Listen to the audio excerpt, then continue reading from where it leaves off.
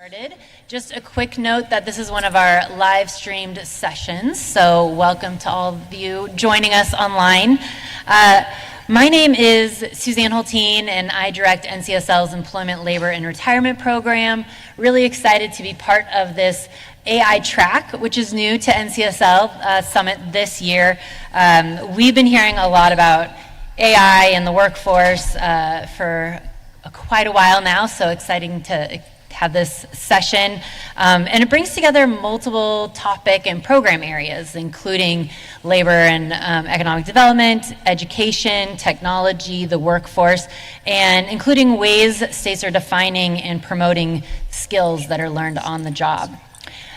So really excited for this panel and this discussion. We hope that there's a lot of questions and comments that can come in after we hear from our panelists. But before we start off with that, we do have some polling questions for you. So I'm going to see if this works here. If you scan that QR code, you can join this polling conversation. And the question is, what is one thing that excites you with the advent of AI in the workforce? So I will give you a moment here. And we should start seeing things pop up.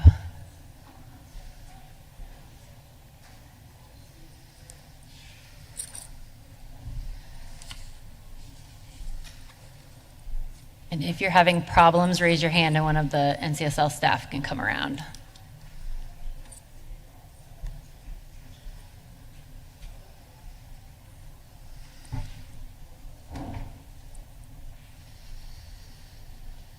Okay, they're starting to come in.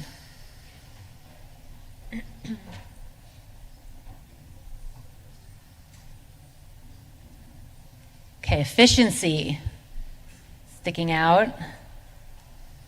Time savers, more accessibility, less administrative tasks. Safety, more time doing important work. More time for creativity. Simplification, ingenuity, focus. That efficiency, though, is just getting bigger and bigger. More accessibility, having a thought partner, making jobs better. Proofing. Access to knowledge. Great. Thank you. Okay, we're going to move on to the next one. You could probably guess what this one is. What is one thing that worries or concerns you about AI in the workforce?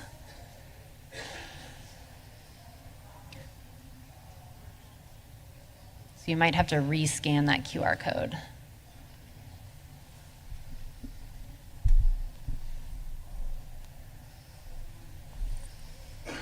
Okay, a lot on privacy, inaccuracy, potential abuse, jobs, lack of proofing, losing my job, hacking, over-reliance, worker treatment, Skynet.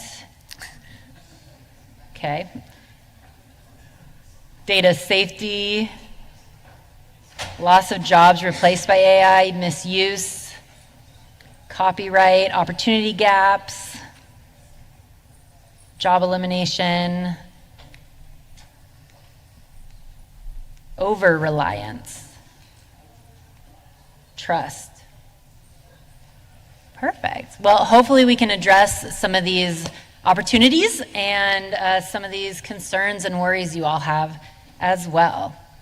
Well, perfect. Well, with that, I am going to hand it over to our speakers.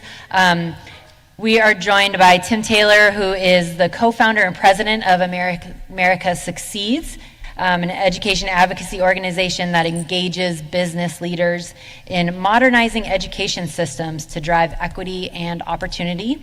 And then we're also joined by Senator James Maroney, Deputy Majority Leader in the Connecticut Senate. He is Vice Chair of NCSL's Task Force on Artificial Intelligence, Cybersecurity, and Privacy. So, Tim, I'm going to hand it over to you.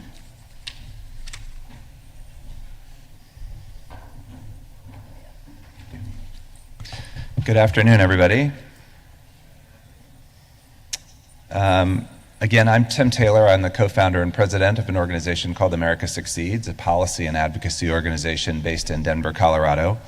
We primarily work with employers on the demand side of what they're looking for young people who are going to enter the workforce so that they can become productive employees and create economic mobility for their lives. And we take what we hear from those employers and then we partner with education systems to try and improve and modernize and ensure that young people have a seamless and as much opportunity as they can pathway from school to work. I typically speak to groups of educators and other folks, so it's a little unusual to be in front of a group of legislators and policymakers. It reminded me a little bit of an anecdote I'd like to share with you. When my daughter was she went from a half-day preschool program to a full-day kindergarten program. And so on the first day of the full-day kindergarten program, they went into school, they had their normal morning, and coming back from lunch, one of the little guys who she had been in class with, he went straight for his cubby after lunch and was putting on his backpack. And the teacher walked over to him and she said, "Well, what are you doing?" And he said, "Well, I remember this from last year. We would spend the morning here, we would go get our backpacks, and we would head home for the rest of the day." And she said, "Oh, well, you are now in a full-day kindergarten program, and we are only halfway through the day." And he looked up at her with big eyes and said, "Well, who the hell signed me up for this?"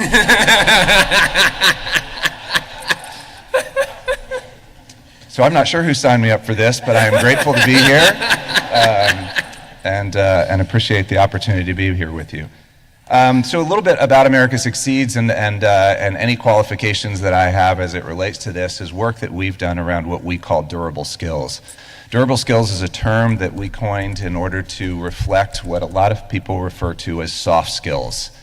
We did that primarily for the reason of partnering with our employers who don't love that term. It was developed originally by the military to represent the skills that weren't the technical skills that they were expecting of the folks who were in their ranks, and it hasn't really aged particularly well. You may have heard the term 21st century skills. Again, employers don't love that one. We're 26 years in the 21st century. Essential skills, there's a bunch of technical skills that are essential skills. There are a bunch of terms as it relates to sort of this category. So durable skills we started to use because you will take these skills with you from job to job for the rest of your life. So just a quick show of hands, how many of you have ever switched from one industry to another or from one, just not doing the same thing you signed up for? How many technical skills did you take with you when you made that switch? I'm gonna guess it's a really low number. Now I'm gonna ask how many of the durable skills did you take with you? And I'm gonna guess that it's all of them. And the opportunity and what we have in front of us with a world that is changing extremely rapidly and what we're going to expect young people to know and do to be able to contribute to their work, to the work they do and to their communities is changing very, very quickly. And there's been two articles that I'll call out. Forbes did an article that was called "AI Has Upped the Ante on Durable Skills" that refers to some of America Succeeds work. It's a great article. Inc. magazine also did one that's called "Investing in Durable Skills, the Smart Bet in the Age of AI." And so that's really why I think I was invited here, is to talk about what's going on and how and the work that we've done around durable skills. We refer to this as the Durable Skills Wheel. We came up with this in partnership with MC Burning Glass. They're now called Lightcast. They do a lot of work as it relates to what employers are asking for. And it's a representation of the durable skills that are in very high demand. So the inner circle that you see are 10 competencies. They are how you use what you know, so critical thinking, collaboration, communication. And then also how you show up in the world, leadership, metacognition, growth mindset. Those are crosswalked against all the other things and terms that I mentioned, soft skills, essential skills, 21st century skills, any of those. There's no secret sauce to that. The outside, though, are 10 terms that are close to synonyms or other words that relate to the 10 skills that are in the middle there. And what we did with MC Burning Glass is we ran these 110 skills through 88 million job descriptions, every job description that has ever hit on the internet. And we did it first in 2020 and 2021, and we just reran those numbers for 2022 and 2023. And I don't think anybody in the room will be surprised to hear that 8 of the top 10 most in-demand skills across every industry, across every geography, and regardless of education attainment level, are durable skills. Thank you. In fact, what was shocking to us that it wasn't a little bit higher, but it represents the fact that this is what employers across the board are looking for. They're foundational to the success of anybody who is going to move forward and have opportunity and be able to create opportunity for themselves in the future. But the top 5 durable skills show up 4 times more often than the top 5 technical skills. Again, if you split up what people need in manufacturing versus healthcare versus any other field, right? They're very different. Doesn't matter as it relates to durable skills. This is what everybody is asking for. So there's a couple of things that are also happening with the demand for durable skills, right? There's some wind at our back as it relates to this, and the advent of AI is one of them. What we also found in our data was that high skill, high wage jobs and mid-skill, mid-wage jobs require more durable skills than low skill, low wage jobs. So the jobs we're trying to ensure that our young people and mid-career and other folks can advance into are those high skill, high wage and mid-skill, mid-wage jobs as opposed to the low skill, low wage jobs. Low skill, low wage jobs, the top 2 requirements are ability, a valid driver's license and the ability to lift a 40-pound box. But it shifts dramatically into how you use your time into mid-skill and high skill wages and jobs. You also have a big movement going on around the country that many of you, I don't have to tell the importance of, but skills-based hiring movements. There are now 20 states that have changed their hiring practices for state jobs to skills-based as opposed to a 4-year degree-based. And that's a super important change that is happening to open opportunity for all. But there is an important distinction in that as states are trying to make this move. I was recently at the National Governors Association meeting, and it's very, very difficult for HR managers and all the different departments you have in your states to make that shift. A 4-year degree is still the proxy for durable skills.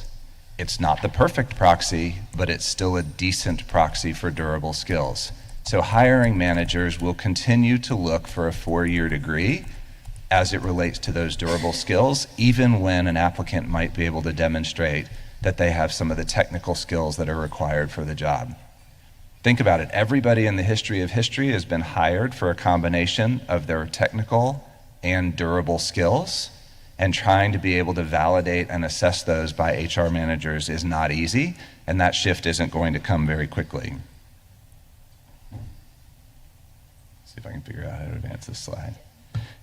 Here's something from McKinsey that sort of backs up what I was talking about. So if you look at this, along the bottom, on the left is low wage quintile, and on the right is the high wage quintile. And then the types of skills that you use throughout the day are in the boxes that are represented there. So the royal blue, the very, very royal blue, and then the lightest blue represent social and emotional skills and the higher cognitive skills, those 2 things. And if you look towards the right-hand side, the highest wage quintile, 64% combination in each of them, they stack up a little bit different, but 64% of your day at the 2 highest wage quintiles are spent using durable skills, as opposed to if you look down on the lowest wage quintiles, again, how you use your durable skills throughout the day. Again, with the advent of AI, the importance of durable skills is only rising. It is these durable skills that are the things that the machines cannot do. It is the types in that in the opening session that we had this morning. I loved the examples of asking AI the different questions.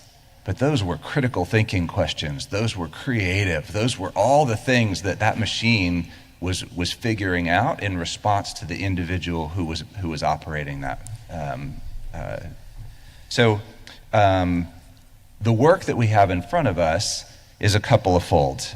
Trying to figure out how to embed durable skills in every young person's educational experience, and also making sure that employers can figure out how to validate, assess, and be able to figure out who has durable skills and who doesn't. As it relates to the first part, America Succeeds has come up with a framework in partnership with CompTIA, the Computer Technology Industry Association, with a lexicon. First, what do we mean by these terms? These terms are used to describe, the same term is used to describe a lot of different skills, and the same skills use a lot of different words to describe them. So first and foremost, there is a common lexicon. We've developed this with over 800 employers on this is what they're looking for in terms of they means this by critical thinking or collaboration, or here's what they mean by critical thinking. And then there is a rubric to define what employers expect somebody to be able to know and do at each of those levels. It is the first step in being able to validate and then having some types of measures, which probably look more like skills finder or strengths finders. Not everybody is going to be good at every one of these skills. So what we're trying to do is identify what skills are you good at and match you to those skills that employers are looking for.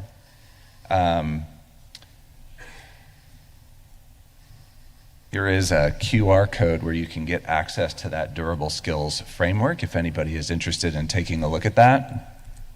We would love to partner with you and your state to help find ways that we can implement this and bring this to more and more folks. I'll save a couple of comments for Q&A, and when we get into a little bit more of the discussion about how education systems are adopting these skills and then how employers are adopting these skills, I'll give you a little bit of a preview. Our first conversations with education systems, as we were saying that young people really have to have these skills, the question was, or the comment was, there's not enough time in the day to add a critical thinking course. There's so many demands on an educator's time during the day, which we absolutely agree with. But what we have to do is think differently about this, right? You don't think critically from 11 to 11:50 and then go to math. You think critically while you're in math. You collaborate while you're in science. These skills have to be embedded in a student's day in every aspect of their day. And we don't want teachers to do more, we want teachers to do different. And we want to make sure that young people have every opportunity to practice the skills that they are going to need to be successful for the rest of their life while they're in the classroom, while they're in K-12, while they're in higher ed, and then once they hit the workforce. Look forward to a conversation with you all for the rest of the afternoon. Thank you.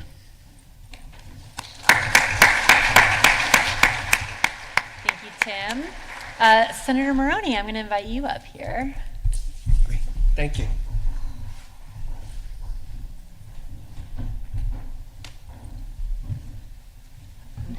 All right.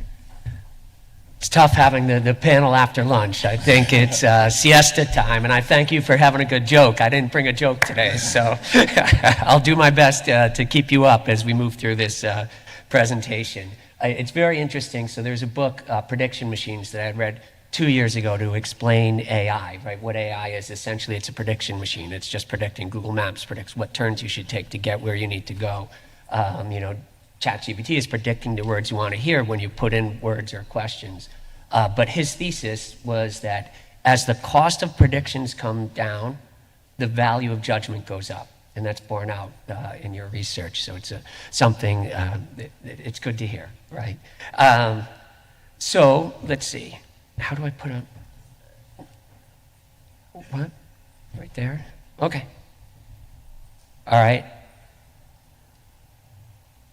So I'm actually a pinch hitter for this panel, so I did have a PowerPoint that I had done. It wasn't technically made for this. I will tell you I actually did make the PowerPoint using AI. I don't know if any of you have used Pop AI. It's an AI you can subscribe to, and it's a text to PowerPoint generator. And then it generates it pretty quickly, and then you can go in and edit it. But talking about jobs, right? There's good news and bad news with AI related to jobs. World Economic Forum's Future of Jobs report says that by 2025, AI may, which is only next year, scary, right? AI may cost 85 million jobs. That's the bad news, right? The good news is that they expect that AI will create 97 million new jobs in that same time period. And it's something that if we look at this as nothing new, technological disruptions are nothing new, right? You can go back when they invented the moving assembly line. They thought that was going to be the end of all works, the end of work. There's a book called The End of Work when the internet came out in 2001, and they thought that was going to cause the end of all jobs. When word processors came out, they thought that may eliminate jobs for administrative assistants. And through all of these technological revolutions, what we've seen is there have been more jobs after that, after these revolutions. You keep hearing on AI, if you go around, a lot of people will cite this statistic that AI is going to make us 30% more efficient. Last year, we had a task force meeting in Connecticut, and Arvind Krishna, the CEO of IBM, said AI is going to make us 30% more efficient. But how, right? How is it going to do that? Another thing that you'll often hear people say is, it's not AI that's going to take your job. It's someone who knows how to use AI that's going to take your job. My friend Delegate Maldonado over here pointed out to me when I had said that's missing an important fact. There are some jobs that will disappear because of AI, and we need to be very thoughtful as states with our training opportunities that we're rolling out. Many of the jobs that are going to be lost are jobs that are traditionally done by women and women of color. And when you look at, Indeed had a report that they sent out where they looked at their top 25 job postings and the percentage of skills that could be replaced by generative AI. Two of the top ones were customer service representative and administrative assistant. And so those are jobs that will be less of, and there's obviously it's bad because people will be losing work, but what's even worse is those are typically gateway jobs that people come in, they get their foot in the door, and they work their way up. And so we need to be very intentional and thoughtful in how we roll out our training opportunities. About a month ago, Microsoft and LinkedIn had a study that came out, and they, in their survey, an annual survey, 66% of companies said that they wouldn't, of knowledge economy companies, said that they wouldn't hire someone without generative AI skills. 71% of the companies said that they would hire someone with less experience in generative AI skills over someone with more experience. And so, again, it's just all highlighting the importance of getting training out there and being thoughtful with how we're getting that training out there. Further, last December, there was a McKinsey report that came out and said if we don't roll out generative AI thoughtfully, it has the potential to increase the racial wealth gap by $43 billion annually.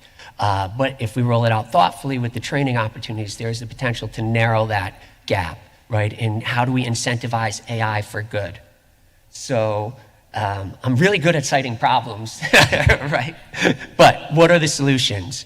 One of the things is we know we need to work together, right? And I think it's critical that we incorporate, and when I say work together, I mean government, nonprofits, academia, industry. We need to partner together. My son, in one of his college applications, the short answer question was, what's something interesting you learned in school? And what he wrote about was Bletchley Park and how did we break the German Enigma code?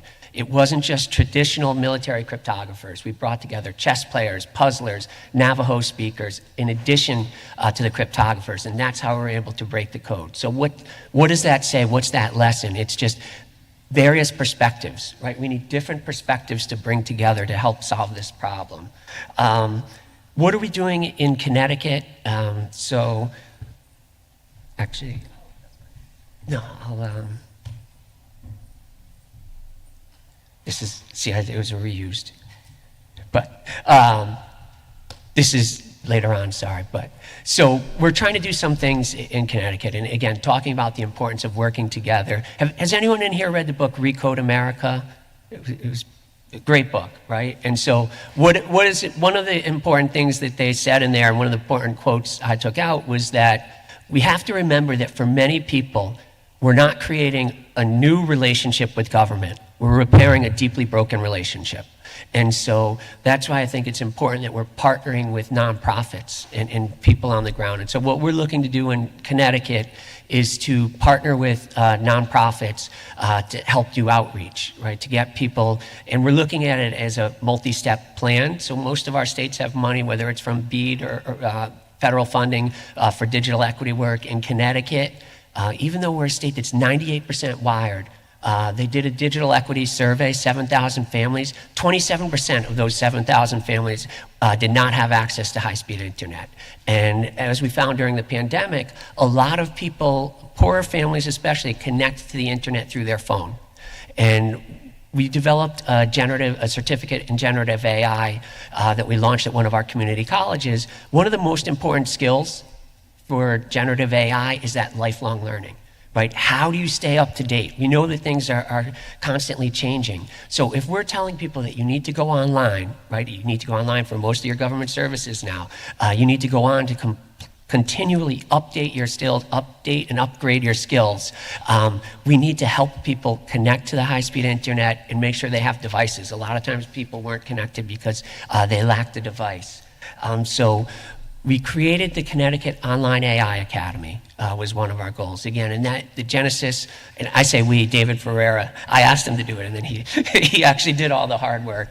He's at Charter Oak State College, and we created a program to teach people, and we partnered with Google using the AI Essentials. We're making this a free program that when you finish, you'll have a certificate that you can put on LinkedIn or on your resume, and that's what we're gonna partner. We're creating a version of it for a Teens AI Academy. We were able to get some money for our Boys and Girls Club in my town, and they're gonna model this. And the goal with the Boys and Girls Club is to do a two-gen approach, because when the children enter in to the Teen AI Academy, they'll have to fill out a permission slip. When they're doing the permission slip, we're going to ask the parents when they sign, do you also want to be enrolled in the Connecticut Online AI Academy to make it efficient so that we can reach out and get people skills. Again, we need to reach people where they are, and it needs to be a grape shot approach. We need to try many different things. With our digital equity work, we have digital navigators. Again, that survey that said 27% of the families aren't connected in Connecticut, 36% failed basic digital literacy. And so we need to work, and it's a multi-step approach. It's to become digital literacy, AI literacy, and then AI proficiency, and then a practitioner. So our goal long-term would be to create more certificates and industry-specific skills, but we're starting with trying to get people AI literate. And this work, I think, is critical that we all do, and most of our states do this, because we really have this short amount of time where if we don't act and we're not thoughtful with our upskilling and retraining, that we're going to create this permanent divide. Another book I just read, Benjamin Disraeli, he said there are two worlds, right? And it was the rich and the poor, and they don't communicate. But here, our two worlds are going to be those who are connected and have digital literacy and AI literacy, and those who don't. And we could create that permanent economic divide between them. So for that program, there's actually a digital equity competitive grant, a federal grant that I think has an October deadline, so states can apply for that. We're actually going to do a meeting on states. I apologize. States can't apply. They administer it. It's organizations can apply. So we're going to apply from Charter Oak. We're meeting with a number of nonprofits in the community. Again, third-party validators. We can't just tell people, you need to do this, it's good for you. We need to have people in the community who can work and tell them that. So again, I know we have a lot of work to do. It's better, I'll quote my friend Delegate Maldonado again. She likes to say that this isn't an I problem, this is a we problem. Right, and so this is something that all of us states need to work on together. I like to say, alone you can go fast, but together you can go far. And we have a long way to go to take care of all of our constituents. And so a number of us have been working together. We have an unofficial working group, Delegate Maldonado, Senator Hester, Rep. Priestley. There are almost, I think, 30 states representatives. We meet twice a month. We'll be meeting through December. And we'd invite you to join us, right? Again, I think the more voices, the better the product. And our goal is to try to work together to come up with some solutions. And so what I did is there's a QR code. You can take a picture of that. The other thing is we're launching our second beta of the Connecticut Online AI Academy is launching actually today. But if you are interested in joining that, if you wanted to fill that out, I'll send your information to David Ferreira from Charter Oak State College, and he can enroll you in that.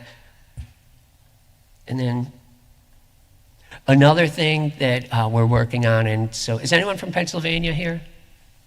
Okay, so I was at a conference and I saw Rep. Valerie Gato speak, and she said that, and she may not have been the first person who said it, she's the first person I heard say it, but, as legislators, we have 3 ways we can impact change, right?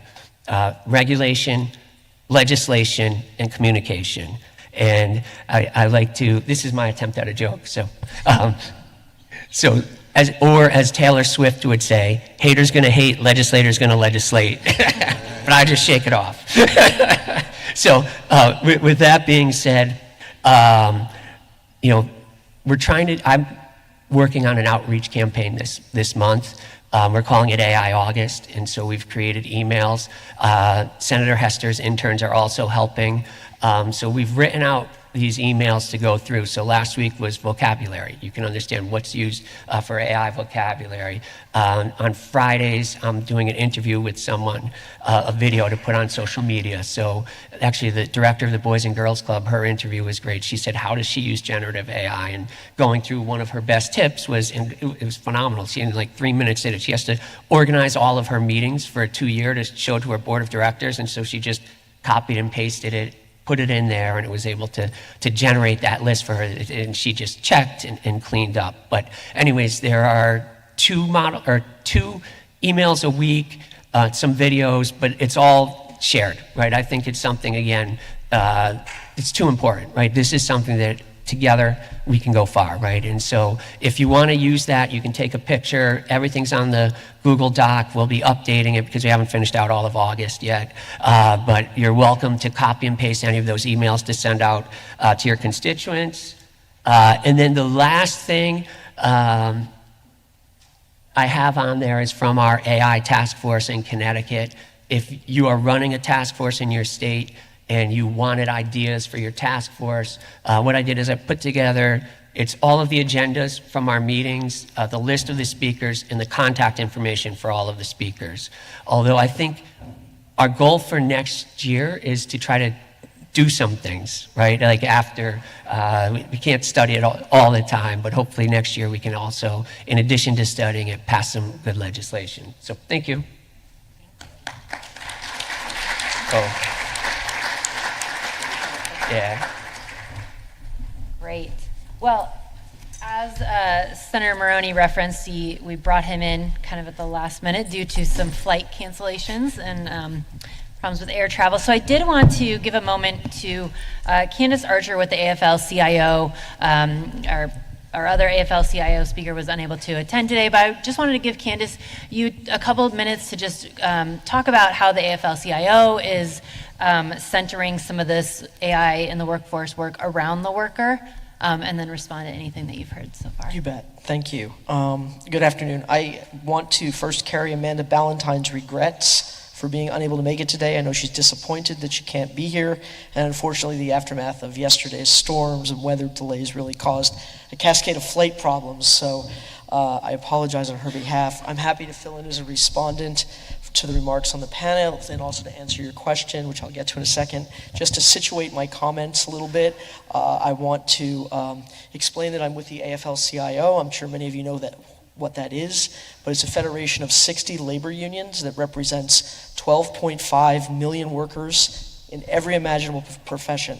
So pilots, football players, actors, teachers, nurses, you name it.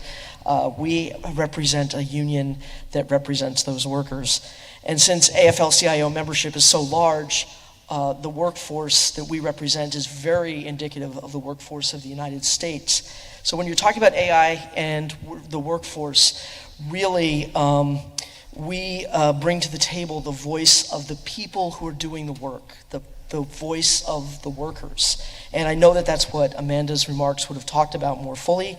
I'm not going to elaborate on that, but I am going to suggest that the voice of the workers is important in these discussions and debates. I heard that you're working with employers, I heard that you're working with nonprofit groups and community groups, working with workers, the people who are likely to be affected by whether or not their skills are updated, whether or not they're going to lose their jobs because of AI, is really something that we need to build into our discussions. AI is exciting, there's no doubt about it. We know it already affects many aspects of our lives, and we don't want AI to surveil us in our daily lives. We don't want it to spread false information. We don't want to treat people unfairly and discriminate. We don't want to physically harm us. We don't want an autonomous vehicle to run us over. And we certainly don't want any of that in the workplace. We believe that AI and technology can make jobs better and safer, but only understanding how workers are affected are going to get us to that place. It has the potential to do an enormous amount, but the people who are affected really need part of the discussion. And at a workplace, the best way to make sure that the promise of AI is being met and enhancing our works to make jobs safer is to make sure that workers are part of the development, the policymaking, and the implementation. I'm guessing there are a bunch of people who are married in this room. You can, in a marriage, make decisions by yourself, and sometimes that goes over well, but if you want a harmonious marriage and you want to make good decisions, you probably want to make them with your spouse. I see some people smiling and some people looking down right now, but and that's how we want people to think about AI in the workplace, that this is a relationship of employers and workers and trying to figure out a way through some really complicated things. So our position is that workers in the labor movement must be meaningfully involved. How do you do that? Well, there's a lot of ways. There's a lot of ways to do that. But since you're all representing states, what I want to point you to is, first of all, to recognize that this is important, that workers should be in the discussions. And if they're not in the discussions, you are missing a vital part of the people who are going to be affected by AI. And second, that there are resources in all of your states. There are labor unions that pull together the voice of the workers. There are federations of the AFL-CIO that pull together the voice of all of the industries in your districts and in your states. So take advantage of those things. I'm not going to get into much more detail, but we are all going to encounter AI in many different roles, both as consumers, as sometimes developers, as contributors, as everything you put online gets scraped for AI, right? But also as workers. I mean, all of us are going to have to deal with this as workers, and so we need to figure out how to get that into our policies and get that into what we're talking about in terms of the workforce. So thank you. Great. Thank you very much, Candace. Perfect. Well, we're going to start some Q&A portions here. I'm going to start off with a couple for our panelists, but feel free to walk up to the mic if you have some questions as well. So, Senator Maroney, I'm going to start with you. So we heard this morning in the general session, Jennifer gave some examples of how AI can help the public sector and create less burden. I think we saw that in some of the responses to the polling here. And how it can help those working in the legislature. We hear a lot at NCSL about recruitment and retention issues in the public sector. So maybe you could talk to your thoughts on how AI can help alleviate some burden in the public sector.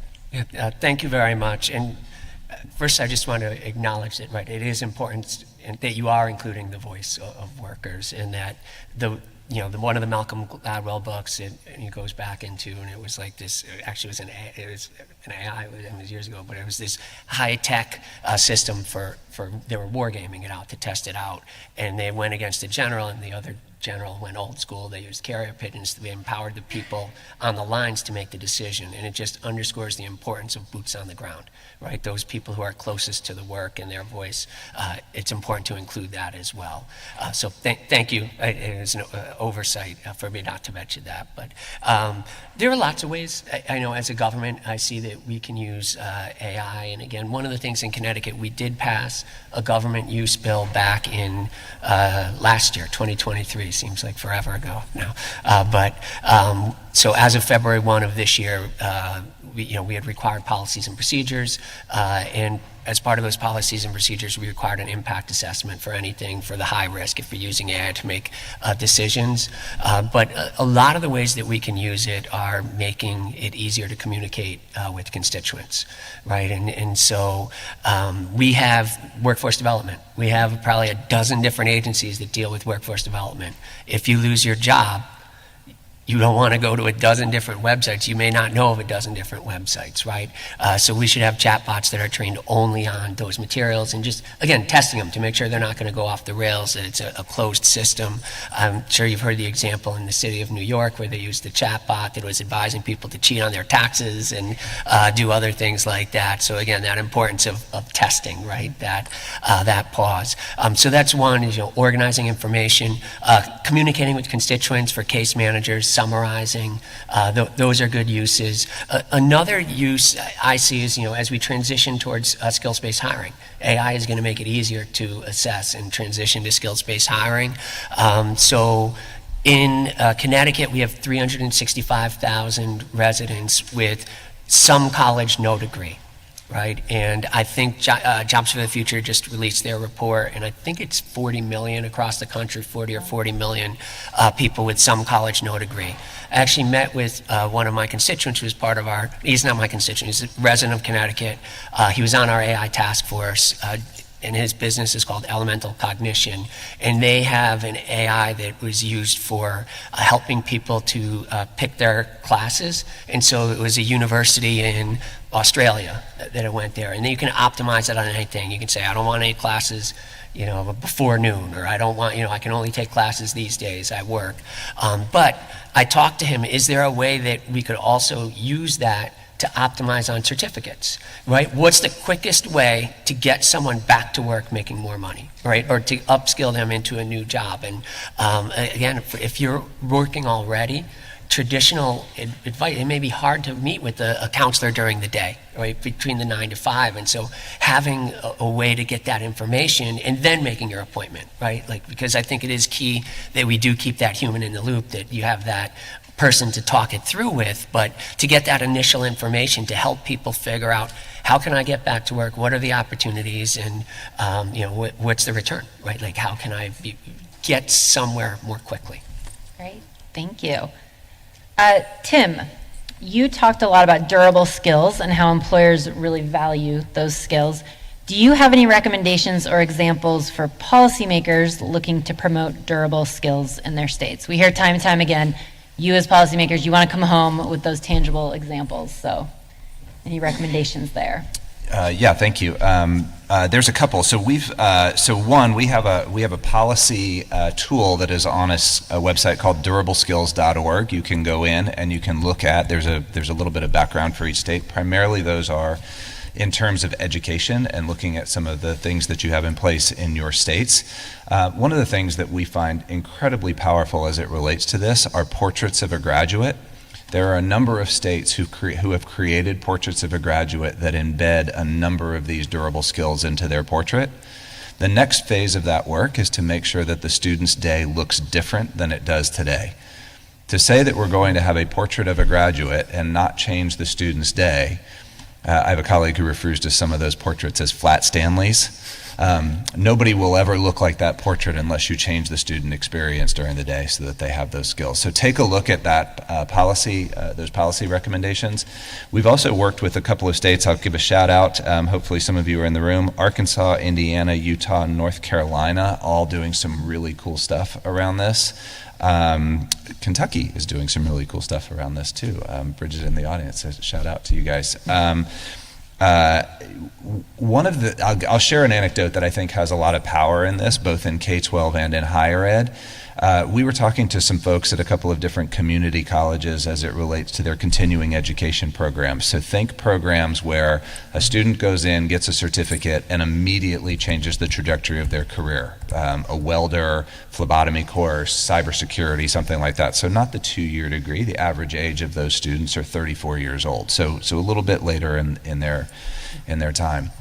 The community college said to us, the example was through a welding program, there is a line of employers waiting to hire every one of the students who finishes their welding certificate. And the employers are telling the community college, I will take the worst welder with durable skills over the best welder with no durable skills. And what's interesting is the community college, who desperately wants to make sure that those students graduate with both technical and durable skills, is using a teacher who has just come off an oil rig and is a phenomenal welder. And that teacher just doesn't know how to embed those other things in there. So we're partnering with some of these states to start to figure out what it looks like so that whilst you are learning welding, you're practicing collaboration, or you're practicing a growth mindset for the next thing, or whatever the skills are, right? There's ways to do this. But I think that's the really interesting opportunity in states, is to start thinking about how durable skills are a part of everything that you're having happen on the learning side of this in K-12 higher ed, and then how we're going to hire and how we're going to help even all of the different sectors that you have in the government, right? So whether it's Department of Commerce or Agriculture or your Parks and Rec, all of the folks there who are making hires that now can hire without using a four-year degree are trying to figure out, how do I determine whether or not these folks have the durable skills we're looking for? Great. I have some more questions, but I do want to invite anyone who has a question to come up to the microphone here as well. Don't be shy. So for both of you, Senator Maroney and Tim, as we know, AI is here to stay. So how can, and you both kind of touched on this a little bit, but how can education systems at both the K-12 level and also post-secondary help prepare students for this new evolving workforce? And what do you see as being potentially helpful in the classroom? Do you want to start? Sure. So in the classroom, one of the things that's really interesting is a teacher, we've had so many interactions with teachers who say, I would love for a student to have all of these skills, but what does it look like? We don't have all of those examples. We're partnering with lots of different folks who do, but I will share that that a math teacher came up to us after one of our meetings and said, I think I've got it. So where I'm giving out, regardless of my curriculum, but I'm a 10th grade geometry teacher, regardless of my curriculum, what I can do is I can say, I'd like every student to work with two partners. I'm going to have you solve these 10 problems. I want you to use different problem-solving techniques to solve the problems, and then I want you to go to the front of the class and everybody has to present back how you solved that problem. That teacher has just embedded critical thinking, collaboration, growth mindset, public speaking, 5 different durable skills into a math class where they're still learning the content exactly as the curriculum required and exactly as the state standards required. So that little tweak, a prompt like that, is super important. And I will say that America Succeeds is working now on an AI tool with a partner. And what teachers have been asking us is, I have my daily lesson plan. How would I embed these skills in it? We're developing, of all things, an AI tool where the teacher can upload their lesson plan, type in which durable skills they want, and the AI is going to spit back their daily lesson plan with just a couple of tweaks and prompts put into that lesson plan.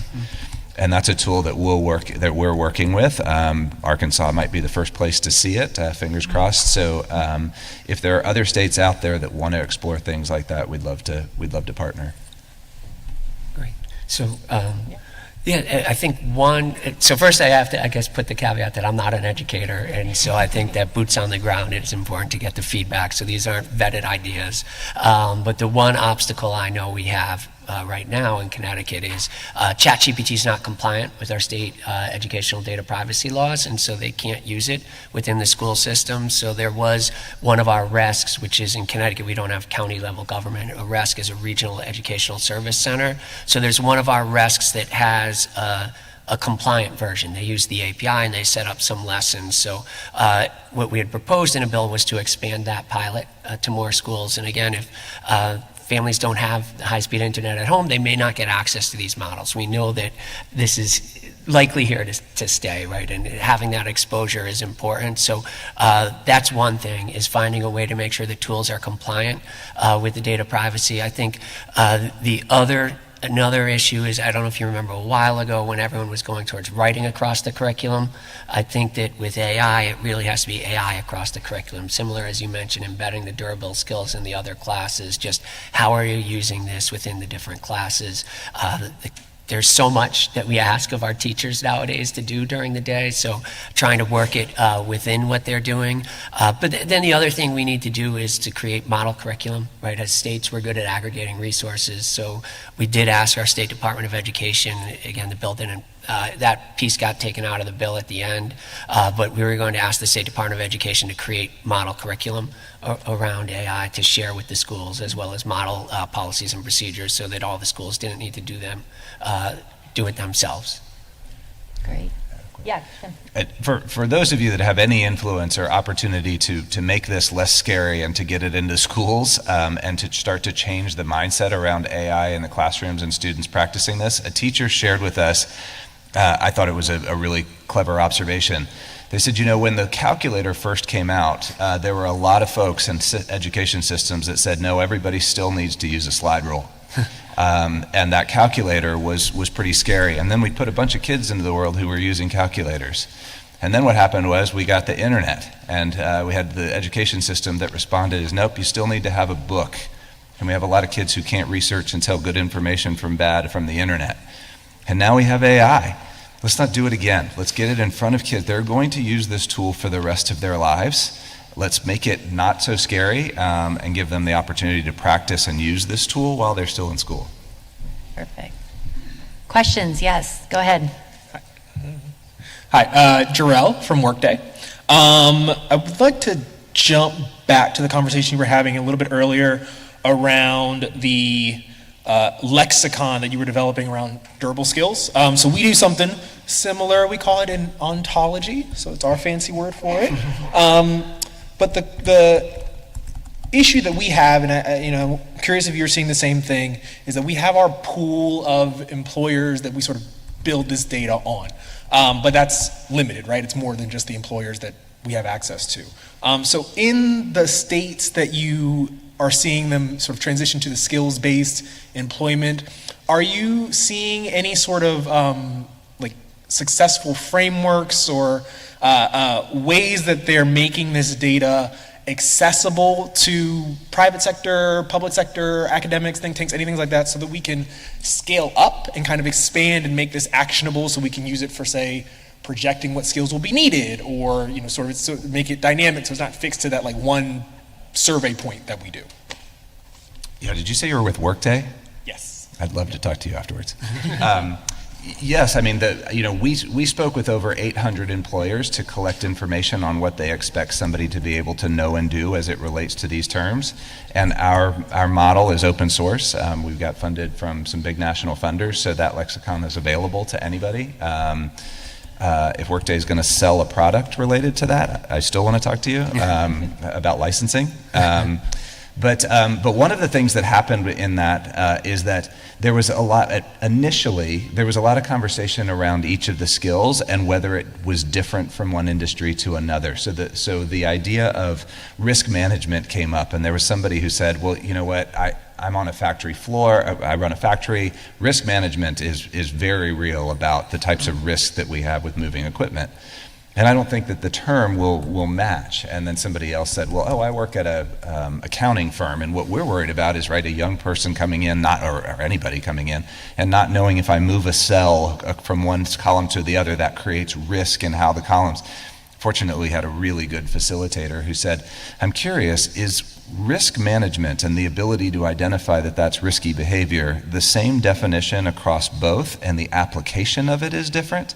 And you could see the collective light bulb go on in the room.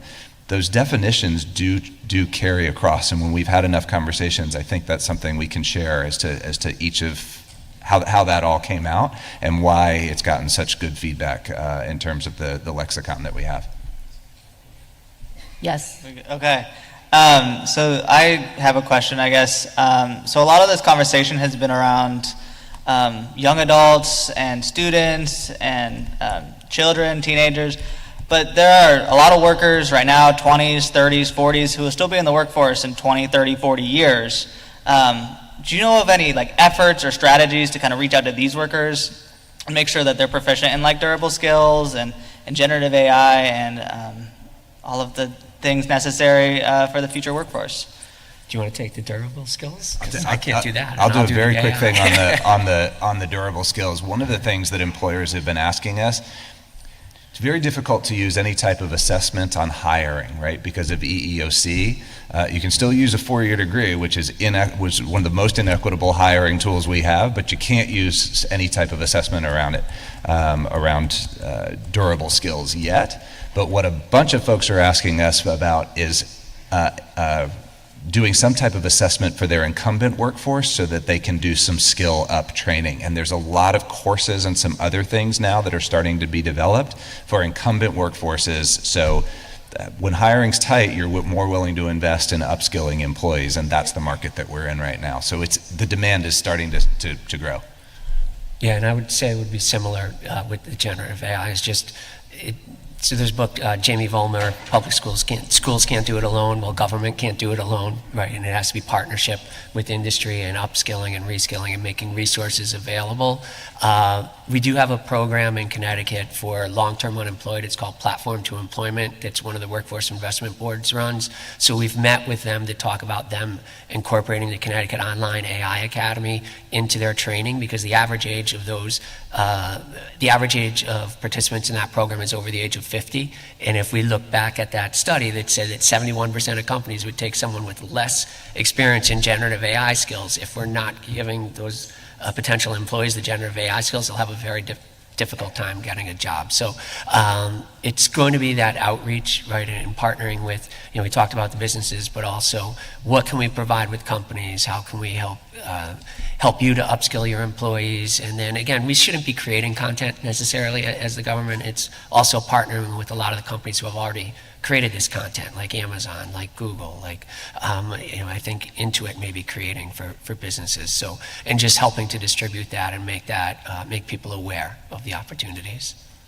And another thing we're actually going to look at is we created what they call like a pay it forward success program, which is for mid-skills, right, where you would pay the tuition, and then when you get the job, you pay it back as a loan. It's a pay it forward. And so we do want to look at adding AI jobs within that program as well, or tech jobs. Great. Time for one more question. Hi. My question is, what roles can elected officials play in minimizing the negative impact that AI will have on the workforce, especially the lower working class? I guess that's for me. I'll try to pass it off, but no. I think there's several roles that government needs to play in this. One is, depending on the surveys you look at in hiring, between 80 to 80% of employers are either using or planning to use AI for screening resume over the next couple of years. It's critical that they're testing for bias, right, before they're using these algorithms. And there's so many examples, right? One of the good examples of the hiring bias was the 2018 Amazon, where they were hiring for a technologist, and the machine learning, again, AI, it looks at the past to predict the future. Since most technologists were men, it determined in the algorithm that it wanted to hire men. So if you were on a women's soccer team, it somehow determined from the resume you were a woman, you didn't get passed on, right? And so it's important that we're assessing these tools for bias, to make sure that they don't have bias and they're not introducing new bias. So I think the government does have a role to play in regulating AI. I think also in the outreach, right, in making sure that we are providing training opportunities, but meeting people where they are, right, and trying to have different levels of programs. So one of the feedback, and we're going through the beta for the Connecticut Online AI Academy, first that assumes that you have a device and you have access to high-speed internet. So we're trying to create forms that you can do in community centers, libraries, or other things. But also, it's a little too technical, to be honest. We probably need to start with something a little more basic, and that's one of the feedback, some of the feedback that we've received. But it's critical to partner again, with those third-party validators, to get feedback from the nonprofits who are working directly with people and to find distribution networks so that we can do that outreach. Great. Well, thank you. I am going to take this moment to just quickly highlight, because it came up a couple times on skills-based hiring. Last year, NCSL convened a bipartisan working group of policymakers and legislative staff to work on non-degree credentials and really how states are looking at quality non-degree credentials, how they're looking at outcomes, how they're looking at data. So I would encourage you to check this out. We'll include it as one of the resources here for this session. So please join me in thanking our panelists for today. Thanks for stepping in late. And just a quick note for anyone who's joining the Labor and Economic Development Committee meeting, that is taking place here in about 10 minutes, just right down these stairs in lower rooms 5 through 9. You can find out what committee you're on by looking on the back of your badge. So thank you very much.